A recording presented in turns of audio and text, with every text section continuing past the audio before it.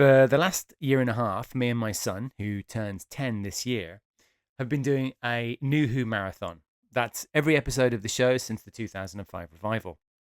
Now, of course, he's seen plenty of what we call classic Doctor Who because I'll put it on. But he's got his whole life ahead of him to discover and explore Doctor Who lore and the wonders of the Who universe BE. That's before Eccleston.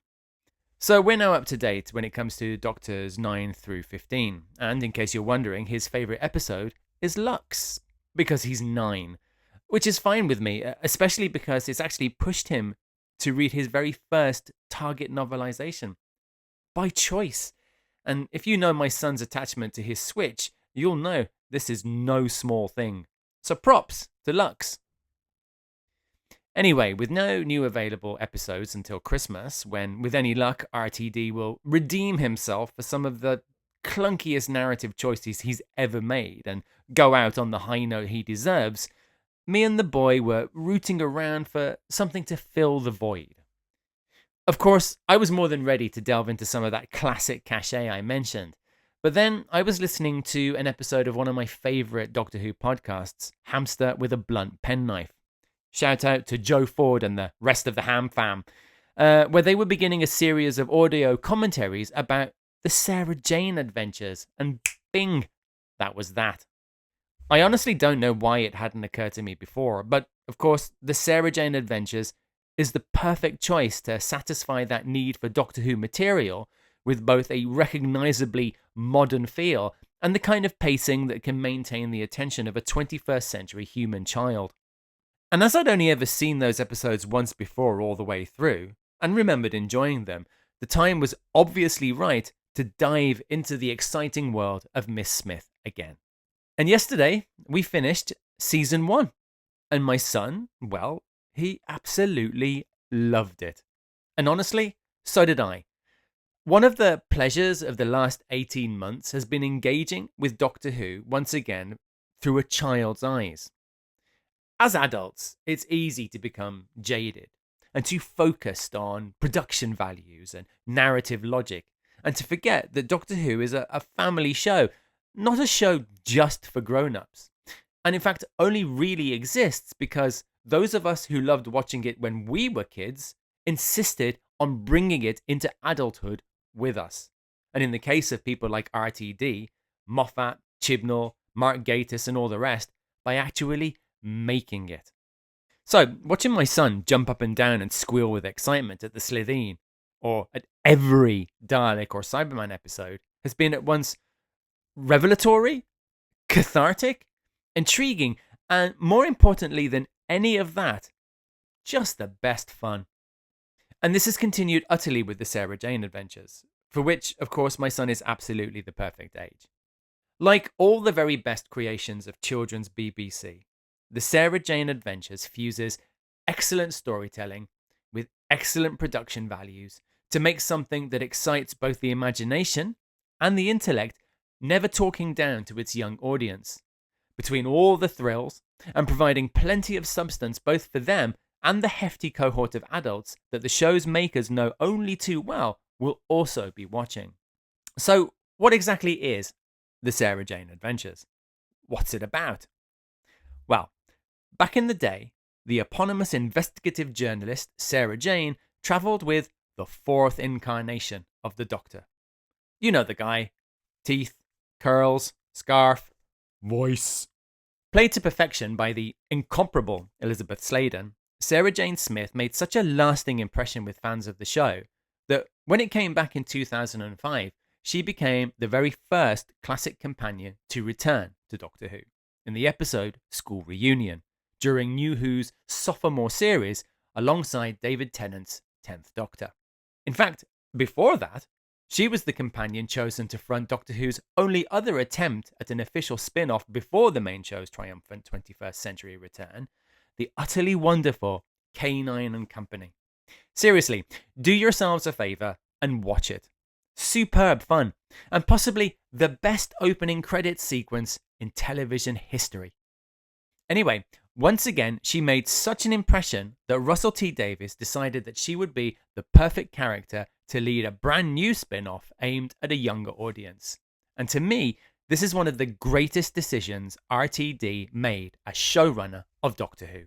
Sarah Jane is both an excellent hero and role model for both boys and girls, and it has to be recognised that such strong and more mature female leads are still, even today, few and far between. When we meet her, she lives alone. She comes across as very driven and intense, and also, interestingly, kind of standoffish. But as the opening episode and the series progresses, we see the other sides of her character: loyal, moral, brave, and caring. By the end of the pilot, which introduces us to one of the show's other main players, Maria Jackson, the young girl who has just moved into the house across the way from Sarah Jane, she's even adopted a son, Luke, a human cloned from the DNA of a bunch of schoolchildren by an alien race called the Bane, who intend to invade the Earth through the use of fizzy pop. So RTD. So CBBC. So good. With Maria's help, Sarah Jane defeats the alien threat and opens herself up to the possibility of not just not going it alone anymore, but also of having a family. In the next story, Revenge of the Slitheen, we meet the third member of Sarah Jane's gang of young companions, the wonderful Clyde Langer, who completes the main cast of characters that will form the heart of the show as they defend the Earth and defeat the baddies. The Slitheen, who here want to destroy the Earth by turning off the sun, while disguised as school teachers, a perfect choice of main show alien to make an appearance in the Sarah Jane adventures, as there's something already so very childlike about them, not just in their faces, but in their giggly, emotionally immature mannerisms. Plus, we get to see them explode on contact with vinegar and cover everyone with goo again. And what kid, or adult for that matter, isn't going to get enough of that? Next up is Eye of the Gorgon. And this time we have creepy nuns, ghosts of nuns, an ancient alien from which the myth of the Medusa springs, and again a plot to invade the Earth. All thoroughly enjoyable fare. But also, in amongst all of that, we have a very delicate look at old age and the effects of dementia, as the gang are aided in their efforts to defeat the Gorgon by an old woman in a retirement home.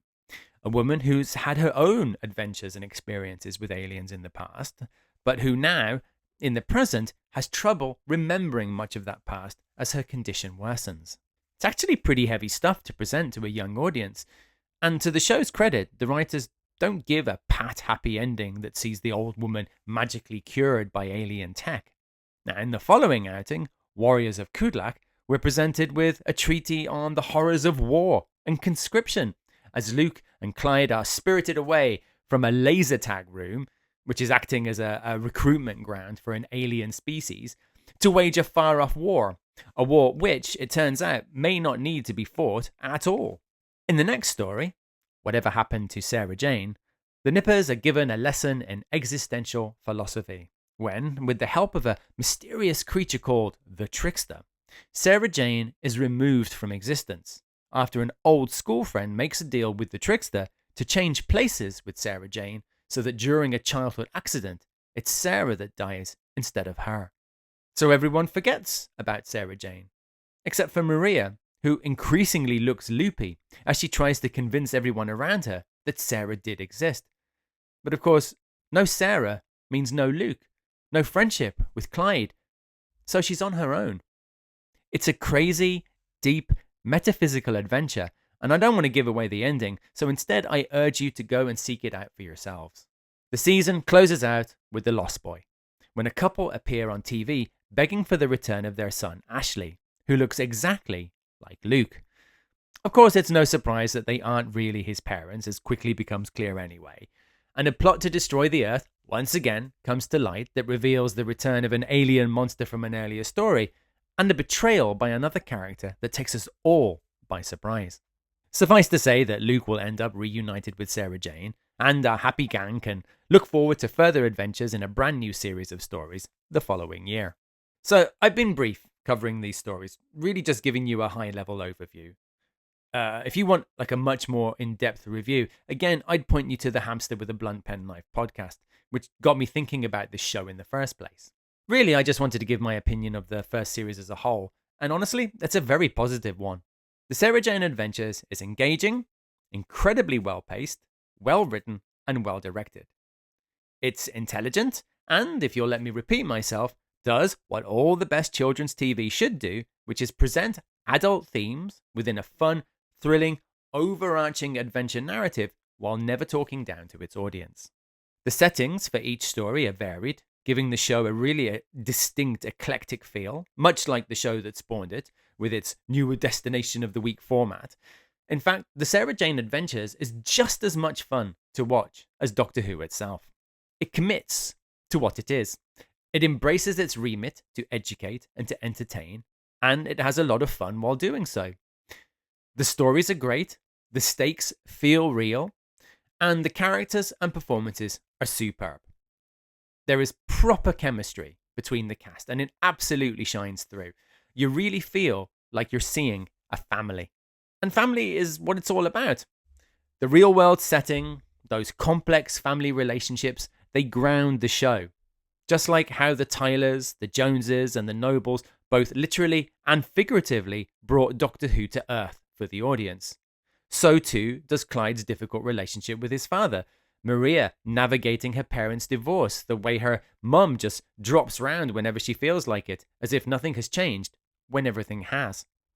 And then there's Sarah Jane herself, learning as she goes how to be a mother and how to let others into her life. All of that provides real drama, makes the characters feel real and relatable, and ensures that we take it seriously when all the sci-fi shenanigans threaten to end the world on a weekly basis. It's a phenomenally good children's show. But more than that, it's a phenomenally good family show. My son and I watched it with equal levels of enjoyment and excitement. It's compelling TV. And Elizabeth Sladen's Sarah Jane Smith has never been better. She shines in this show. And it's a tragedy that she was taken from us so early. But we should be grateful for what she's left behind, both her indelible stamp on Doctor Who and 5 wonderful series of the Sarah Jane Adventures, the first series of which is an utter triumph. And my son and I, well, we can't wait to crack on with the second series. And we know just where to look.